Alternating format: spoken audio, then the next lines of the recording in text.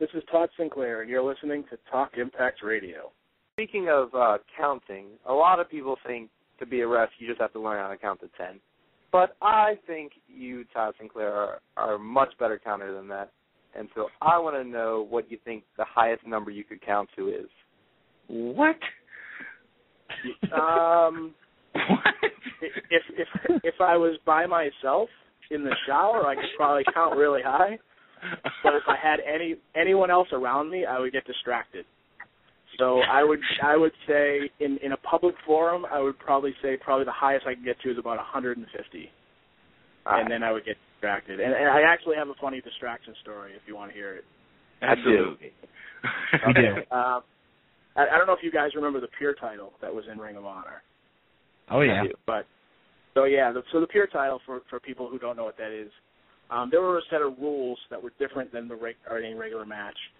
The rules were, like, you could only use 3 rope breaks, and then once the rope breaks were over, you could put submissions on, and a guy couldn't get away from the ropes. Yeah. And then there were you couldn't use closed fists to the face, or you would get, like, lose rope breaks and stuff. It was trying to add a different flavor to the matches. And actually, I think we used a count out in those matches where the refs of Ring of Honor didn't have a count out, and the Pure title had 20 counts on the floor. So anyway, that's the background of what the Pure title was. So before every Pure match, I would have to say on the microphone the rules. And my brain doesn't work where I can really ad-lib a lot or at the same time ad-lib and I can't really memorize very well.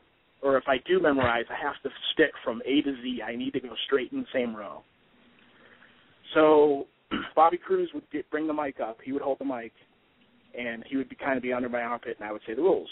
So with this one match, it was when Nigel McGuinness was the champ, and the challenger was Austin Aries. And Nigel was using an iron, so he was being a real heel about the Pure rules. He was using an iron to knock guys out.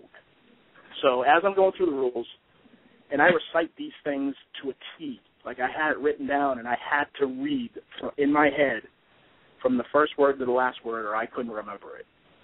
So as I'm going, I say the 3 rope breaks, this and that, and then I tell them there are no closed fists to the face. And Aries looks at me. He goes, "What about irons? Are those okay?" And I go, and I said no. And then I lost it. Like, I had no idea where I was in the rules. Completely blank. Because Aries said that, it distracted me like you wouldn't believe. So as I'm saying this, Bobby Cruz, luckily, is right behind me. He goes, "Close fists." And that triggered in my head where I was, so I was able to continue the rules. But if I didn't have Bobby Cruz there, I would have had to start over, or I would have just said, "All right, go to your corners and let's start." That's a good one. Not just is Bobby Cruz a good guy, he has great ties. He does have great ties. And he has this really awesome orange vest that he's never worn it on a show, and I keep bugging him to wear it. So if anybody out there can go on his Facebook, or I think that's really all he has these days, maybe MySpace, but if you can go on his Facebook and just ask him, when are you going to bring out the orange vest? That would mean a lot to me, because I keep asking him about it. He won't wear it. I'm going to bring a sign next RA show I go to.